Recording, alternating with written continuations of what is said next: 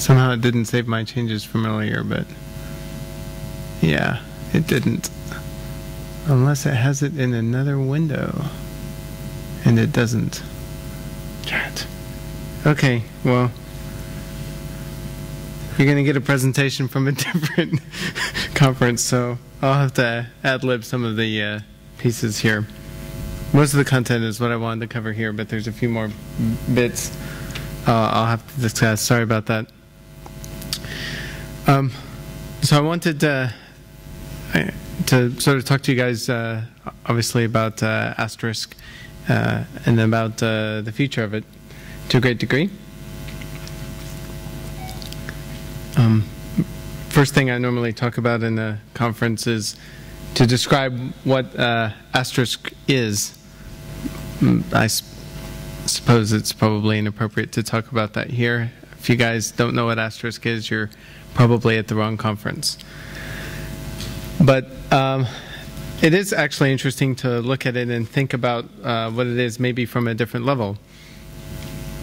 It used to be that I always thought of Asterisk itself as an application, and that it was the PBX and it is the application. It's what people run, and every feature that we possibly could was always placed into this one program. But there's sort of a new view of Asterisk, which is that as the applications are starting to get more and more interesting, Asterisk becomes sort of an engine of telecommunication, and the applications become limitless that can be built on top of it. So historically, there have been sort of two different sides to the Asterisk equation, if you will, especially coming from my own perspective, being both the technologist and the entrepreneur.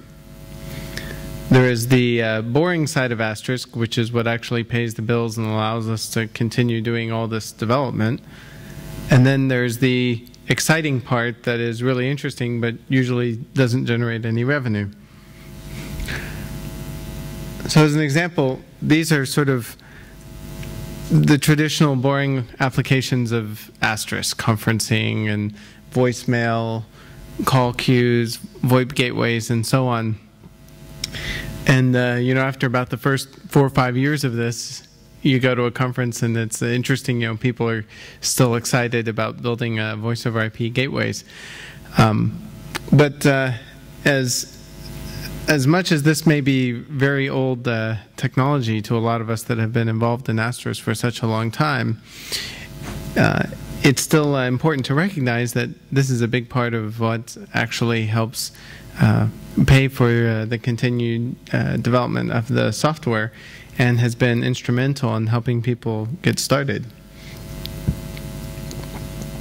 Digium obviously can also provide a number of boring applications, but still useful, like the Appliance and Business Edition, for example,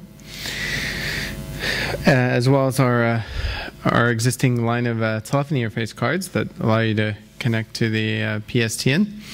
Again, nothing too terribly exciting there. But this boring part is still very important, and one of the reasons it's important is because when you think of the mass user of telecommunications, those people who purchase PBXs and purchase gateways, these are the technologies that they're used to.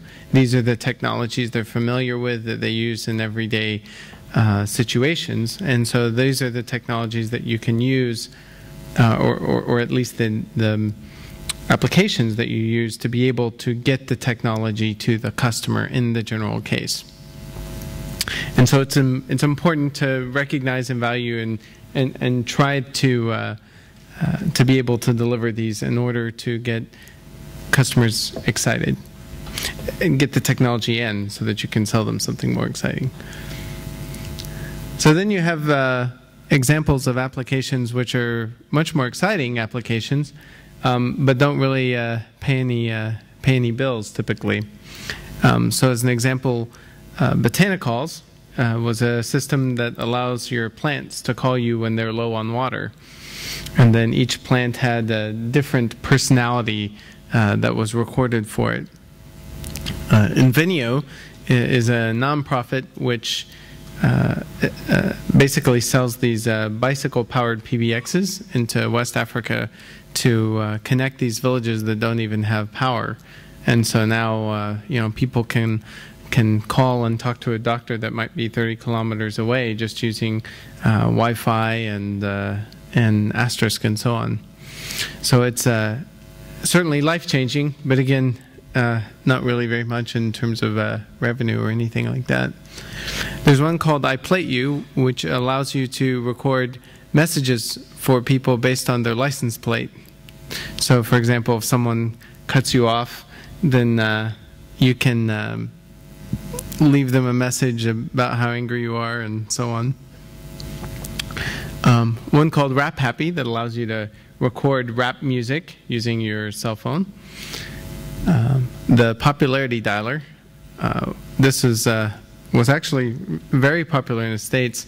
You would give it your phone number and the time of day, and then you would select one of 5 different half conversations, and it would call you at the specified time and play one of these half conversations. So, for example, there was the cousin needs help call. So if you were, for example, on a date that you needed to get out of, then there was this cousin needing help, and you would talk back and forth, of course. So even if someone was overhearing you, or if you had it on speakerphone, there was the whole conversation, and it could give you a convenient exit. Then there were queue games. How many of you guys have had to be on hold for a long time, calling into a company or something? Anyone? Raise hands. A few people? Okay.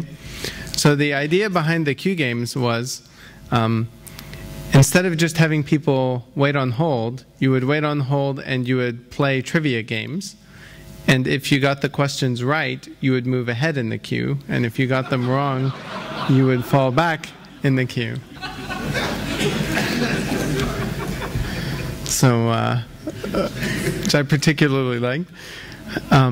There's one, a guy has a little company called Oscillate that is making games where, for example, in a movie theater, you might have a projector like this with a phone number, and people can call in and play a game with other people in the room. When you call in, your character or paddle or whatever it is will come up on the screen with the last 4 digits of your phone number, and then you would interact with other people playing some sort of interactive game where you use your phone as the game controller.